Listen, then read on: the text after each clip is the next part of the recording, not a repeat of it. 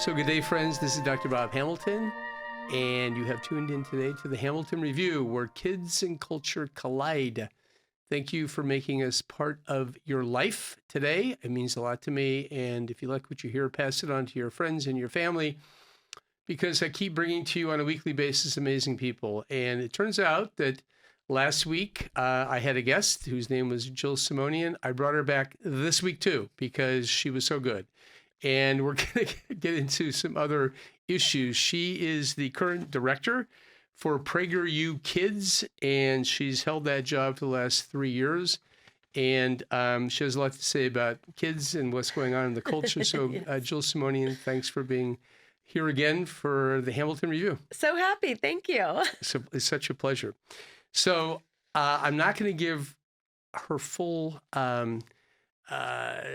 introduction. Just I want to say one thing. She's an amazing woman. And I'm not going to ask her this week to actually go back and talk about her story, because you can refer back a week ago, go back and listen to who she is. She's an amazing person. She's done a lot of TV work. She's been a director. She's done lots of things. She's basically done tons and tons of stuff. But now she's doing PragerU Kids. Yes.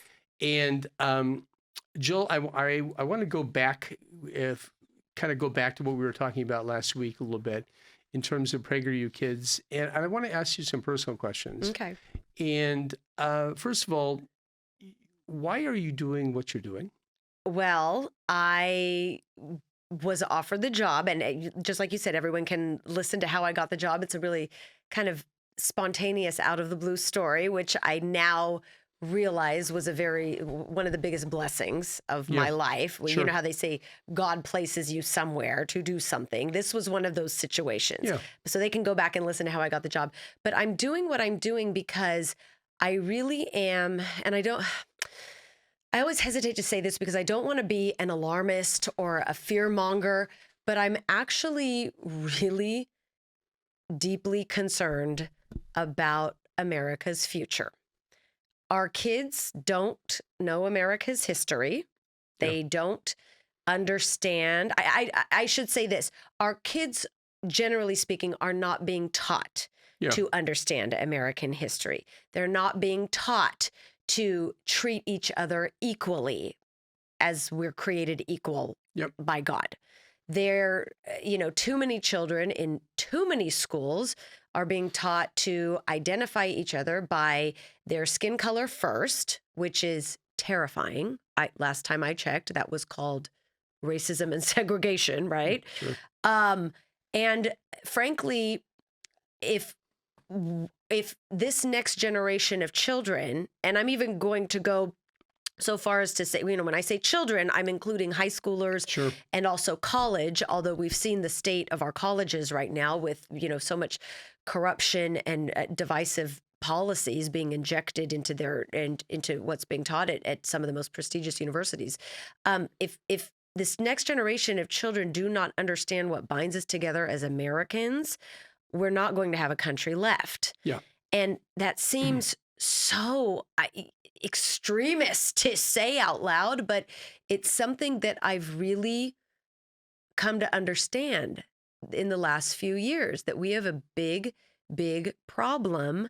And we have to teach our children what unites us and what our common history is, so that America can continue to be that country that works toward a more perfect union.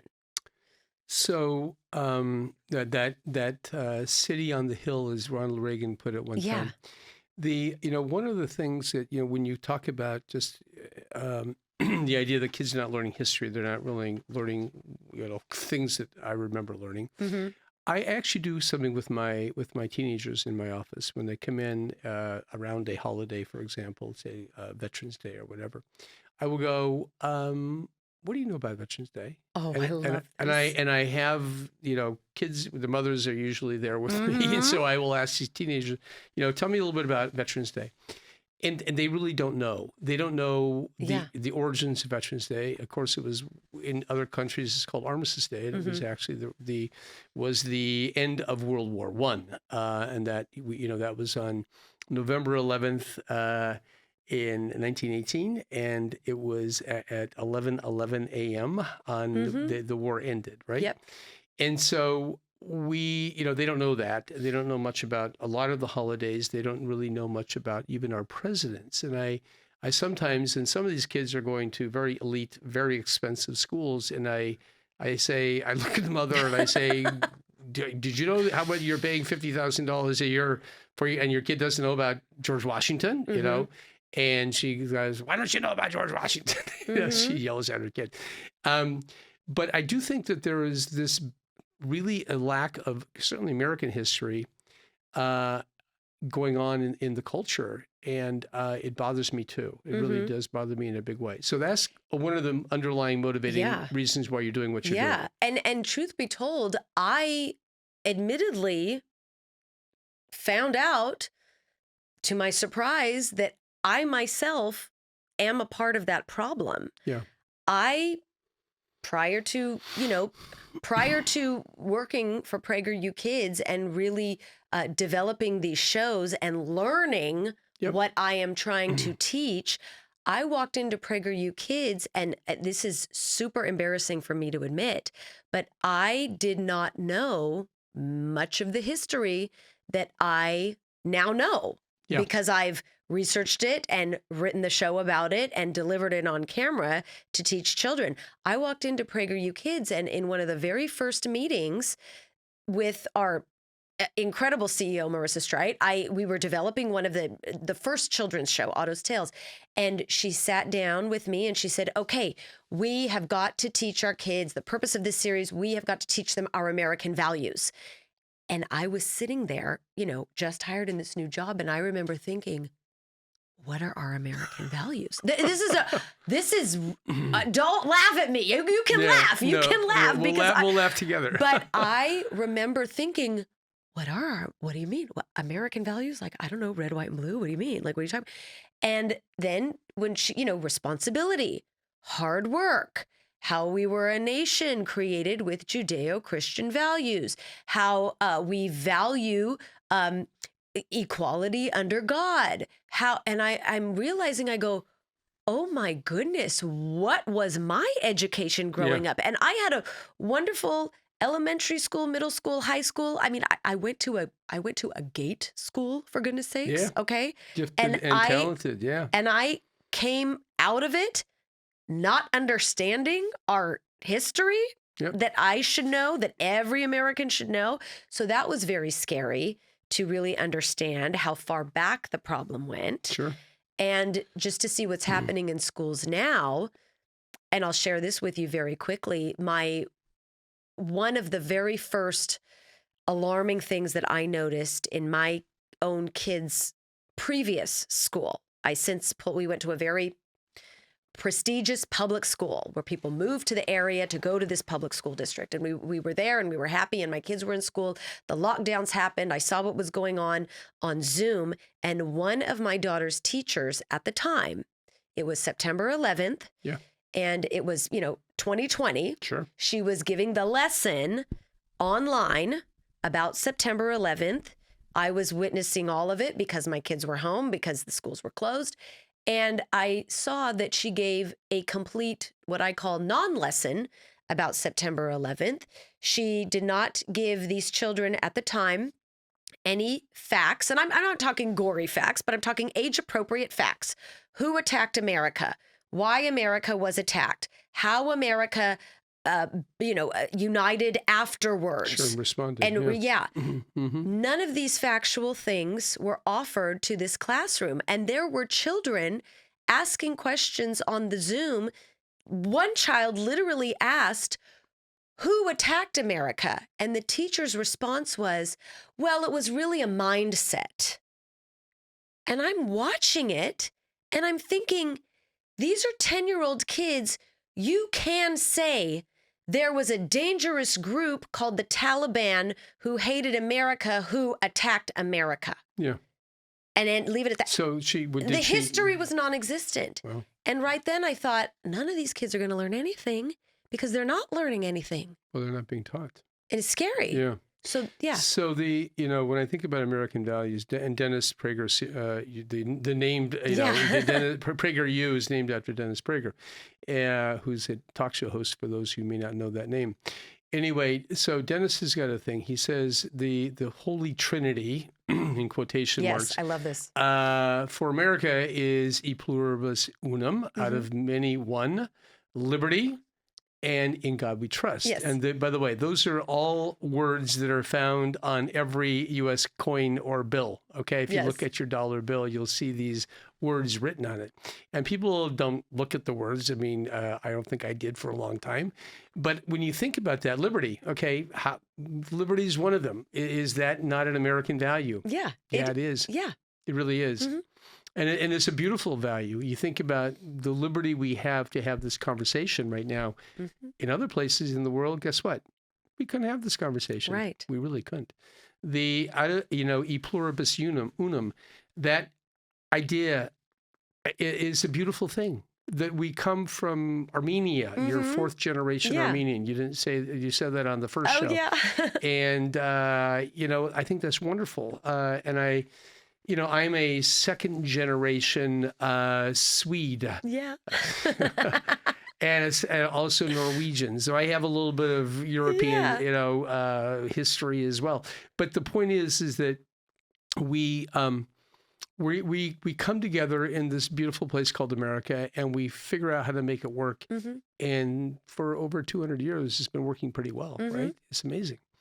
So, and finally, in God we trust. And I do think that this nation, as you have just mentioned, has a very clear and very strong Judeo-Christian background. In fact, the Liberty Bell, there's liberty. Yep. In Philadelphia, has a scripture from the book of where? Leviticus. Leviticus, that's right. That's in one of our kids. Actually, we include that in a few of our kids' shows. Okay, very so good. yeah, you already know that. Good. You and I are the only people in the whole country who know that. And Dennis Prager. Dennis Prager. Anyway, but from the book of Leviticus, not exactly a book that you pick up a light reading. Right, I can tell you that. Yeah. But anyway, the point is that there is a very clear foundation that we have, and thank God for that foundation. It's a strong foundation. Mm-hmm. So you're bucking a lot of this culture, which is kind of pushing against that. You're trying to make a beachhead. And so that's kind of why you're doing what you're doing. Yes, because kids are now being taught to hate America, and we're seeing it play out across college campuses. We're seeing it play out at high schools where everyone's shouting equity, equity, equity. And it's one thing that I've done so many videos about this now that I feel like I'm repeating myself, but I'll tell you here because I haven't told you yet. Yeah. Most people do not understand that equity does not mean equality. They are confusing the two.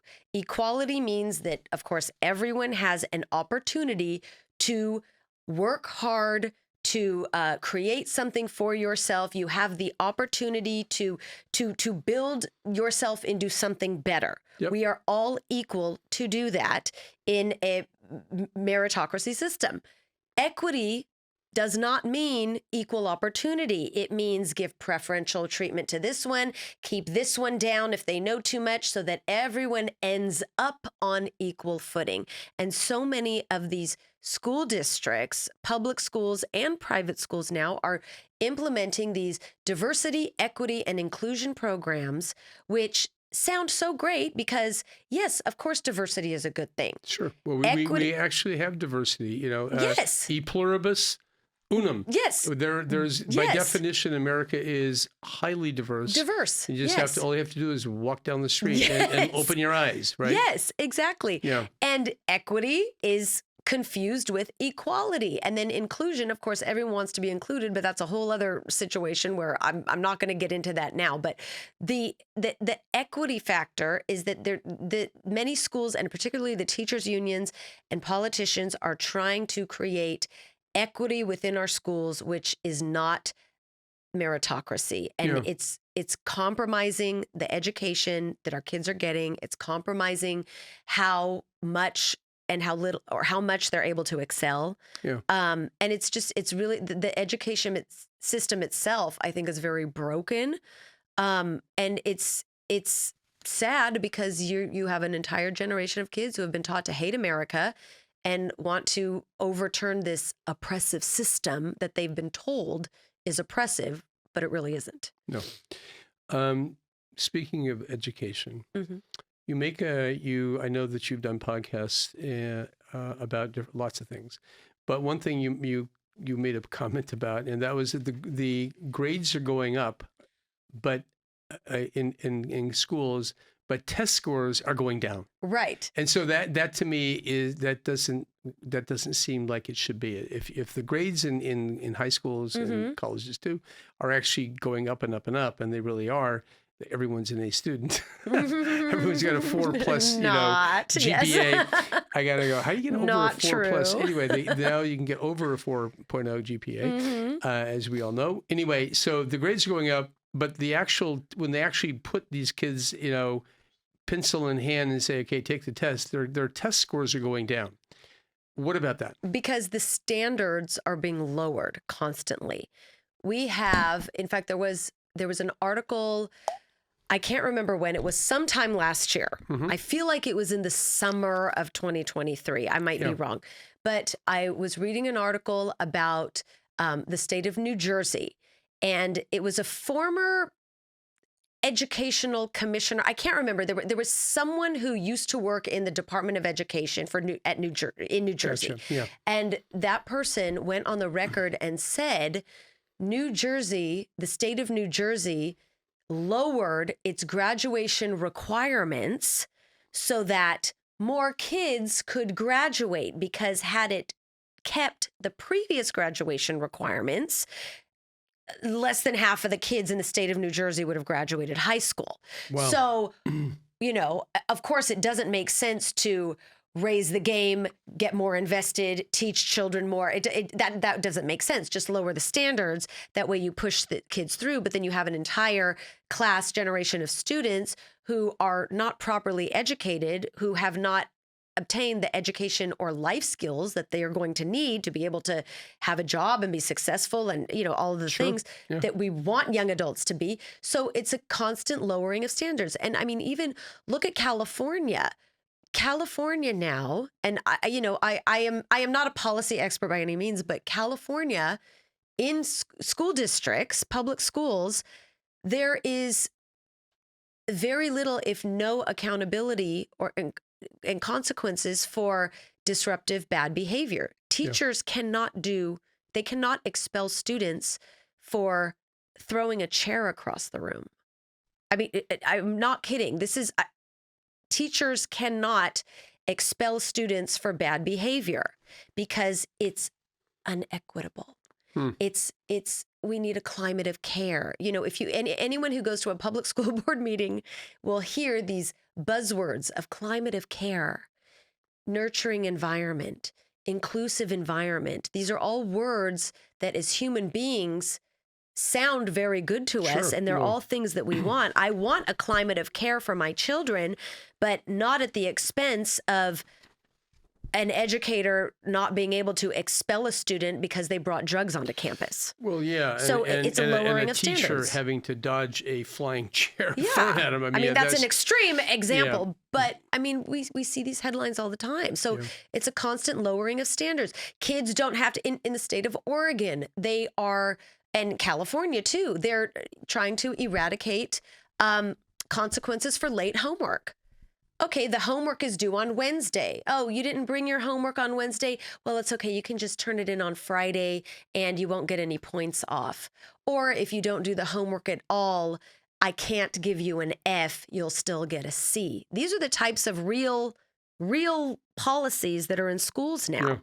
Yeah. So you got work to do. I don't know if I can fix that system, but we can educate kids about history and try it that way. So a big question is, I like to ask people about their vision. Your vision. Can you just? I think it kind of dovetails with we were just talking about. But what is your vision for PragerU Kids, and just your as you look into the future? Are you optimistic about tomorrow? I'm hopeful that more and more parents, particularly, are waking up Yeah. about how compromised and frankly corrupted our school system has become. I'm really hopeful of that. I think the lockdowns revealed a lot to many people. In my own personal history, I come from a family of educators. My sister is currently a public school teacher, fabulous public school teacher. My mom was a public school teacher. My grandma was a public school teacher. So I was always a big fan of public education. Always, always. I was the first cheerleader. And I saw how corrupted the system has become through the teachers' unions. I saw how children are not being educated. And I think that was revealed to many parents during the lockdown. So that's hopeful. I think that a lot of people who didn't see or maybe didn't want to see what I saw during the lockdowns are now seeing how corrupt the system is at the university level, with so much anti-Semitism happening at these institutions of higher learning that we previously thought were just, incredible across the board. And and I think many people's eyes are being opened how the system is corrupt. I'm hopeful that parents will become much more involved with what their own children are learning and not to outsource. And that's something that I've always been very dedicated to. I mean, even with my own kids, I took a step back from my career so that I could be home with them and really fully engaged. And I realize that not everyone is able to do that, but at the same time, as parents, we don't have a choice but to be fully, totally engaged in what our kids are learning. In like you say, not outsourcing our kids to social media and all of these things that will really corrupt their minds, but rather say, okay, let's talk about today's Veterans Day. We're going to go to lunch because you don't have school today, but let's talk about what is Veterans Day? Why is it important? Why do we need to honor our military? Why do we need to respect what our military does from us? What is freedom? We need to educate kids. And so that's why we created PragerU Kids, and it's free.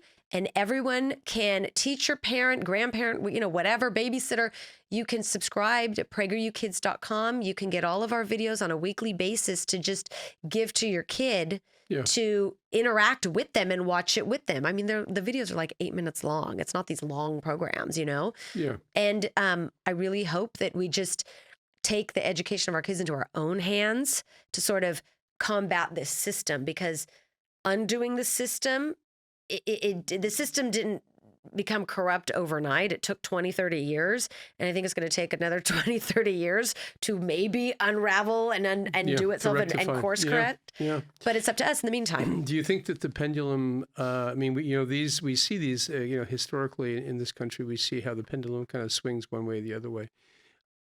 My hunch, my feeling is the pendulum is swinging back toward a more normal perspective on things. That's just how I look at things, and I think that does give me a little bit of hope, because I do think that the pendulum has swung so far that people are kind of going, "Whoa, this is not what we want for our children. This is not what we want for the culture and for the country." Is that your perception as well? I'm not trying to put words in your mouth. No, you're not putting words in my mouth at all, because listen, full transparency, we were talking before this, and I outright said, listen, I have always been very much in the middle when it comes to social issues and political issues and so forth.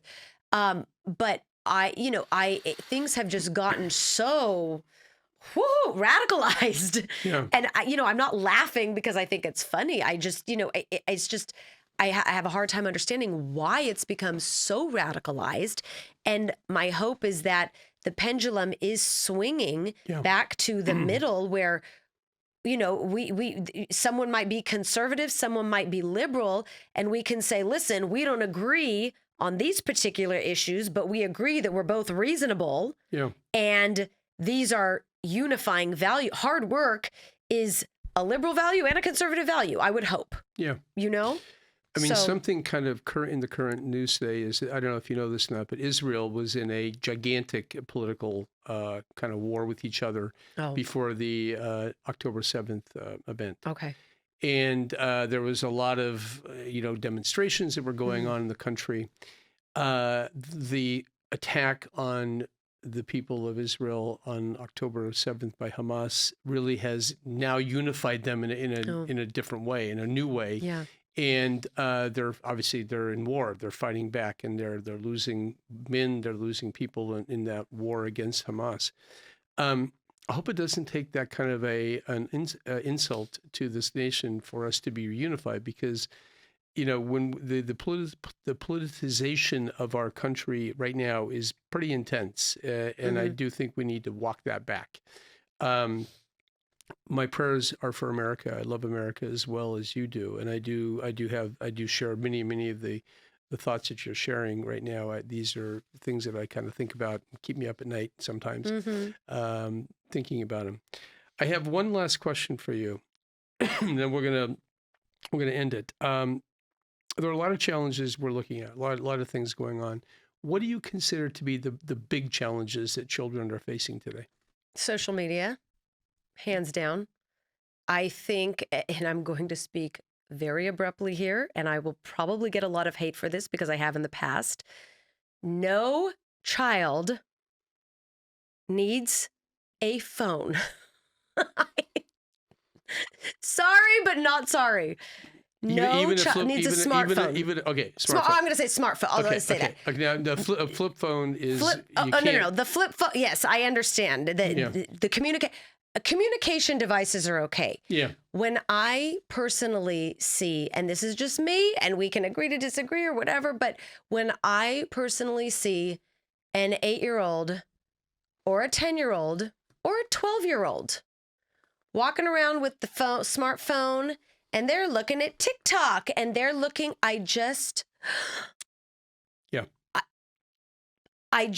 know I'm not the parent, nor do I do anything because I'm not that child's parent, but I want to cry and scream at the same time because it's so, I mean, you as a pediatrician, I don't need to talk to you about this. It's physically damaging. It's mentally damaging. It's emotionally damaging. It's spiritually damaging. It's just, there's no reason for a child to be on social media. Yeah. And that is the number one problem. And even with teenagers, I mean, you have TikTok that has an algorithm purposely created to, I'm just going to say, break the minds of the young generation. Yeah. And that's dangerous, and it's tragic, and it's detrimental to the future of America. And it's just, it's really scary. And I just think it's a number one problem. My oldest daughter is 13 and she did not have a device at all. And neither of my kids even had an iPad. We had a family iPad that they had to come to my husband or I and say, can we use the iPad to make our video? Because they write plays and videos and edit them and stuff.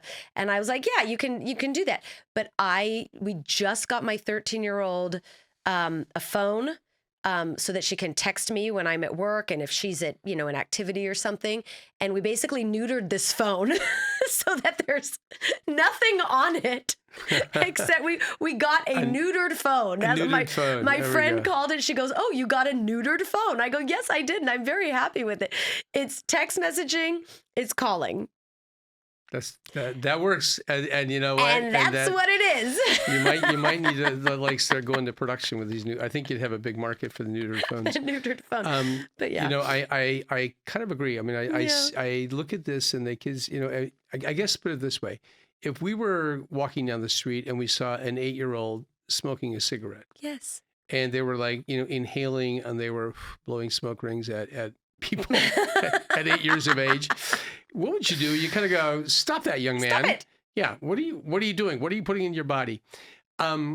We give them a pass when they're looking at and they're swiping on these phones, and only God knows what they're swiping and finding because these algorithms are, as we have discovered about Facebook and all these other people, they're not all, I guess as parents, and we're talking to parents, you can't trust other people No. to what's going in. And I hate to say it, but we really can't trust our public schools as much as we did. And I happen to be a public school product as well. Yeah. Which is why I probably need some education on American history. But anyway, I am a public school product, and I went through university and medical school and everything in a public institution. And by the way, I'm thankful for that. I really am. I'm not trying to put down public schools. It was a blessing to me. Made it affordable for me. But all that to say is that we are losing trust in these entities that we, for so many years, we had trust in. And that's what we're kind of fighting back against. Okay, well, Jill Simonian, you've been a super guest. Thank you for sharing with us your thoughts and your hopes and your vision. It's been a joy. Thank you. And so, again, how do people find you? Oh, PragerUKids.com. Okay. Or on Instagram at Jill Simonian. Beautiful. Okay, and friends, you have been listening today to the Hamilton Review, where kids and culture collide. Thank you for making us part of your day. Until next time, take care. Bye-bye.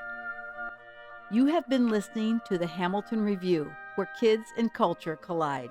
Thank you for allowing us to be a part of your day. Tune in again next week on Apple Podcast. Rate and comment and tell a friend.